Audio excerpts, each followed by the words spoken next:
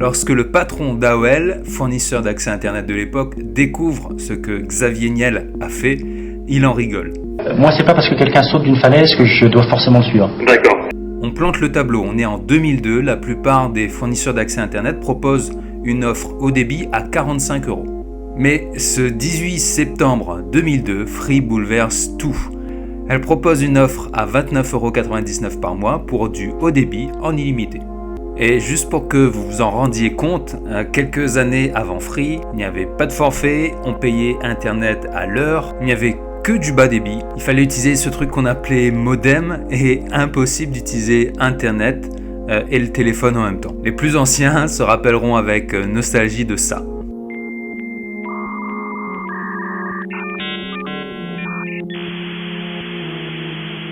L'exploit de Free quelques années après rend la performance encore plus incroyable. Comment Free et Xavier Niel, patron de Free, ont réussi à dynamiter un marché déjà établi. On est fin de l'été 2000. Xavier Niel recherche un appareil pour offrir aux Français l'Internet, le téléphone et la télé avec un seul équipement. Ça n'existe pas en France et il se dit que tout logiquement, ça doit exister aux États-Unis. Il part aux États-Unis, fait le tour des entreprises technologiques de l'époque, mais il ne trouve rien. La technologie n'existe pas, même aux États-Unis. Et là, avant de retourner en France les mains vides, il décide d'aller à Universal Studios. Le moment est important parce que c'est en descendant de l'escalator de ce parc que Xavier se tourne vers ses amis et dit « Et si on faisait nous-mêmes cette box ? Il suffit de trouver des gars compétents et des faire à souder. » Sur le coup, ses amis rigolent, mais tout bien réfléchi, c'est peut-être faisable. L'assemblage est simple, mais c'est la technologie logicielle qui est complexe. Xavier Niel retourne en France et décide de regrouper des amis de talent qu'il a connus durant son époque à l'Effray, son école d'ingénieur. Et ils l'aideront à construire cet équipement. 18 septembre 2002, la box sort. Et petite parenthèse, aujourd'hui, c'est pour ça que tous les fournisseurs d'accès à Internet ont leur box. Cette Freebox donc est une révolution. Modem gratuit, aucun frais de mise en service, pas d'engagement de durée et offre triple play, c'est-à-dire Internet, télé et téléphone. Et ça, c'est une première mondiale. Il n'y a qu'à regarder ce tableau pour voir la révolution que c'est. Free est meilleur dans tous les domaines. Stéphane Trépoz, PDG d'AOL France à cette époque, n'en revient pas quand il découvre cette offre. En automne 2002, Free, un autre fournisseur d'accès, surprend tous ses concurrents en lançant un forfait haut débit à 30 € par mois, quand AOL vend le même produit pour 40 €. Un coup dur pour Stéphane Trépoz, qui ne pensait pas que le prix du haut débit pouvait descendre aussi bas. Bon, allez, Tiscali qui fout encore le bordel. Ouais, il vient de lancer encore une promo pendant 4 mois, prix cassé. Quel cauchemar ce truc. Fin 2003, 500 000 personnes sont abonnées à Free. Xavier Niel et son entreprise se placent directement numéro 2 alors que cela fait seulement un an qu'il a lancé sa Freebox. Ce que Free a proposé aux internautes ce 18 septembre 2002, tous les fournisseurs d'accès à Internet le pensaient impossible. Mais Xavier Niel a trouvé la parade. Encore une fois, voilà ce que le PDG d'AOL disait. Bah écoutez, vous remarquerez qu'il y a un silence assourdissant de tout le marché en dehors de Free sur ce sujet-là. Donc vous devez en déduire assez logiquement qu'il y a peut-être une équation économique assez difficile à trouver.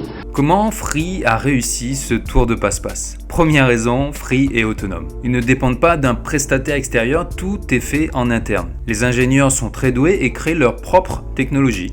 Lorsque vous ne dépendez de personne pour construire votre produit, vous diminuez drastiquement les coûts. C'est un peu à l'image de SpaceX d'Elon Musk qui pense pouvoir diminuer par 100 le prix d'un vol spatial. Là aussi, quand Elon a vu le prix d'une fusée russe et le prix du matériel qu'il a composé, il s'est dit qu'il allait construire lui-même cette fusée. Chez Free, ils ont même réussi à construire et à acquérir des réseaux physiques de télécommunications. En clair, Free possède son propre réseau. Deuxième raison, Free a très peu de boutiques physiques. Ils ont compris la force d'Internet et l'utilisent. Vous voulez un abonnement Free? Eh bien vous faites votre inscription directement en ligne. Résultat, une économie de coûts phénoménale. Troisième raison, une offre simple. Chez Free, c'est un terminal, un tarif. Des concurrents ont essayé de se positionner en essayant de faire 4 mois à 25 €, puis à 45 €. Mais les internautes ne se sont pas laissés piéger. Ils ont bien vu que c'était complexe et cette manœuvre désespérée n'a pas fonctionné. Et quatrième raison, Free a réussi à créer un lien fort avec sa communauté. Elle se place comme les défenseurs des internautes. Certains ministres lui jettent même des fleurs. Chez les concurrents de Xavier Niel, ils s'arrachent tous les cheveux et se disent comment il a fait. Free a disrupté le marché des fournisseurs d'accès Internet. Lorsque vous arrivez à faire ça, c'est vous le chef. Et dans l'histoire, ici, le chef, c'est Xavier Niel. Il a compris les attentes des internautes. Il a compris que ce qu'il voulait, c'était de l'illimité et de ne pas payer Internet à la minute. C'était des bas prix et pas se faire plumer comme un pigeon. C'était de la simplicité et pas des forfaits à rallonge avec des conditions pièges. Il s'est placé au bon moment, au bon endroit. Il a vu que le marché des fournisseurs d'accès Internet était très porteur et il a placé ses pions en surprenant tout le monde. Ce n'est pas pour rien qu'on l'appelle le Steve Jobs français.